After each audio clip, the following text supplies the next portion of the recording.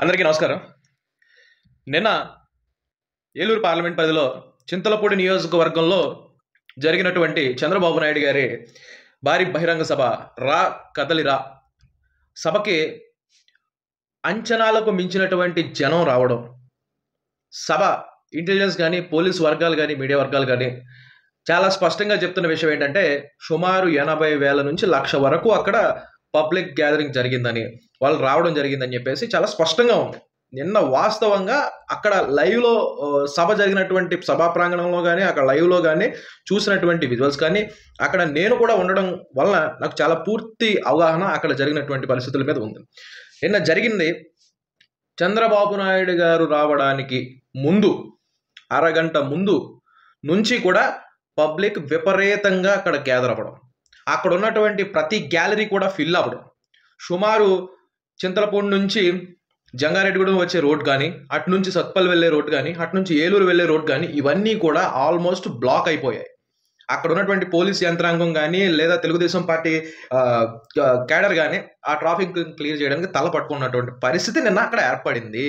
ఇది స్పష్టమైన విషయం. ఇది చంద్రబాబు నాయుడు గారు ప్రసంగించినంతసేపు కూడా చంద్రబాబు నాయుడు గారు ప్రసంగం పూర్తయి ఆయన హెలికాప్టర్లో వెళ్ళేంత వరకు కూడా అక్కడ ఉన్నటువంటి పబ్లిక్ కనీసం కథలను కూడా కదలకుండా ఉన్నారు అనేది చాలా స్పష్టమైన సందేశం. ఇది 2014లో వచ్చినటువంటి క్యాడర్ కన్నా నిన్న విపరీతమైన జనం రావడం, నిన్న చింతలపూడిలో రాజకీయ వర్గాలన్నింటినీ కూడా ఆశ్చర్యపరిచి అంత విపరీతమైన జనం వచ్చారు. ఇందులో వచ్చినటువంటి వాళ్ళల్లో 40% వరకు ఏదైతే తెలుగుదేశం పార్టీ క్యాడర్ లేదా జనసేన క్యాడర్ గ్యాదరింగ్ లో వస్తే మిగిలినటువంటి క్యాడర్ మొత్తం కూడా అక్కడికి వచ్చినటువంటి పబ్లిక్ అంతా కూడా న్యూట్రల్ గా ఉన్నటువంటి ఓటరు సామాన్యమైనటువంటి ప్రజలు ఆ సభకి రావడం ఇందులో చాలా చెప్పుకోదగ్గటువంటి విషయం.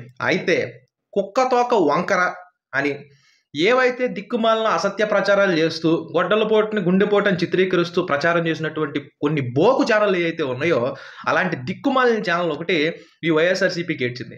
ఇది ఎక్కడ చంద్రబాబు నాయుడు గారి సభలు జరుగుతున్నా సరే విషం చెమ్మడం దీనికి అలవాటు. ఈ కుక్కతోక వంకర అనే సామెతకి కరెక్ట్గా సెట్ అయ్యేటంటే విషయం అనమాట. నిజంగా ఆ వార్తలను వేయడానికి వీళ్ళు అన్నం తింటున్నారో లేకపోతే అశుద్ధం తింటున్నారో కూడా తెలియనటువంటి పరిస్థితుల్లో ఉన్నారు. నిజంగా అశుద్ధం తింటేనే ఆ రకమైన మాటలు మాట్లాడాలి. ఒక్కసారి చూడండి.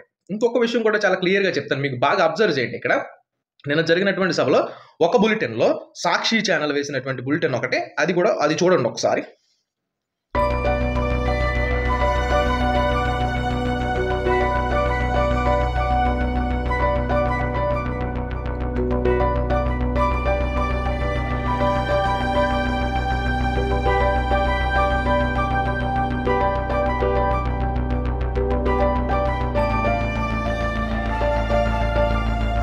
ఇది ఒక బులెటిన్లో వేసినటువంటి విజువల్. ఇది ఒక బులెటిన్లో వచ్చినటువంటి విజువల్. ఇది చూసారు కదా.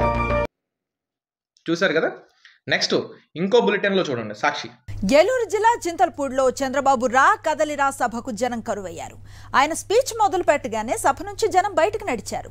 దీంతో బాబు సభలో ఖాళీ కుర్చీలు దర్శనమిచ్చాయి. గతంలో మాదిరిగానే యథావిధిగా ఖాళీ కుర్చీలకు తన ప్రసంగాన్ని వినిపించారు చంద్రబాబు.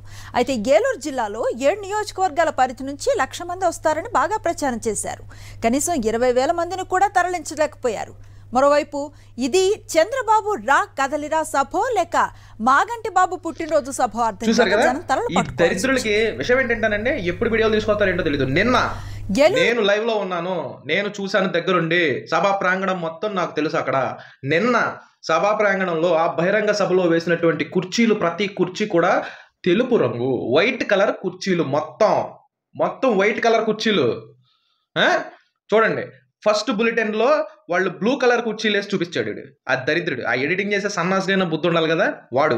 ఆ తర్వాత నెక్స్ట్ బులెటిన్ లో నీట్ గా వైట్ కలర్ వేశారు. ఈడు తెలివితేటలు చూడండి. ఈ బులెటిన్ లో ఏం చేశాడంటే ఈ వైట్ కలర్ కుర్చీలు చంద్రబాబు నాయుడు గారి బహిరంగ సభకు రావడానికి ముందు విపరీతమైన ఎండ ఉందండి. అక్కడ విపరీతమైన ఎండ. పాపం మధ్యాహ్నం నుంచి కూడా చుట్టుపక్కల ఉన్నటువంటి ఆ జీడి తోటలు మామిడి తోటలు ఉంటే ఆ తోటలు అక్కడ రోడ్డు మీద చెట్ల కింద సేదీరనటువంటి జనం. విపరీతమైన ఎండ నిన్న, విపరీతమైన టెంపరేచర్. మీరు సభలో కూడా చంద్రబాబు నాయుడు గారు మాట్లాడుతుంటే చూడండి, ఆయనకు కూడా ఆ ఎండకి ఆయన కూడా చెమట్లు కక్కుతూ ఆ సభలో ప్రసంగించినటువంటి పరిస్థితి అక్కడ ఉంది. అలాంటి పరిస్థితుల్లో ఆయన వచ్చే వరకు కూడా ఓపికగా జనం ఉన్నారు. ఆ తర్వాత విపరీతమైన సభ చూడండి. ఒకసారి ఆ పిచ్చిన కొడుకు కూడా చూస్తే బాగుండేది. చూడండి ఏంటన్నా జనం చూసారా? చూసారా జనాన్ని? ఇంత జనం, అంత కటిక ఎండలో ఆడవాళ్ళు మగవాళ్ళు అందరూ కూడా విపరీతమైన ముసలితో సహా చూసారా? ఆయన మాట్లాడుతున్న సేపు కూడా ఎంత ఉత్సాహం చూడండి, అది సెట్టింగ్ అంటాడేమో. ఇప్పుడు అది లైట్లు సంబంధించిన పోల్స్ కి సంబంధించింది కూడా ఫుల్ గా ఎక్కేసి ఆ యువత అంతా కూడా ప్రతి ఒక్కళ్ళు కూడా ఫుల్ అయిపోయారు. వాటిని కూడా తీసేసి ఉంటాడు వీటి గ్రాఫిక్స్. చూడండి పెద్ద ఆ పెద్ద ఆయన చూసారా? ఆ రకమైన విజువల్స్ అక్కడ ఉంటే వీడు నిజంగా ఎంత జర్నలిజం చేస్తుంటే ఇలాంటి బ్రతుకైతే బతకాల్సిన అవసరం లేదండి. వీళ్ళకి ఓటమి ఆల్మోస్ట్ ఖాయమైపోయిందని స్పష్టత వచ్చేసింది.